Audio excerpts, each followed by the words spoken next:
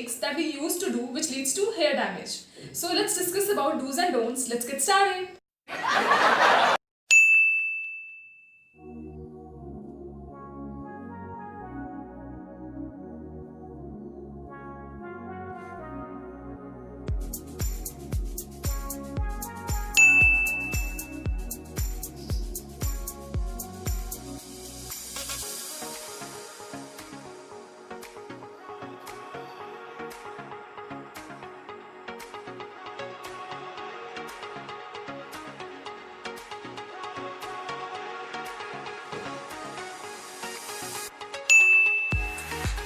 Pour some coconut oil in a container and heat it.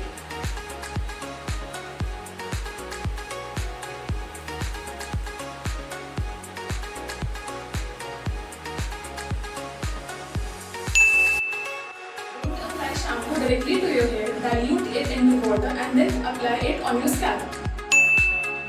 First of all, apply some lukewarm water on your scalp so that your pores get open, and after that use cold water to rinse your hair.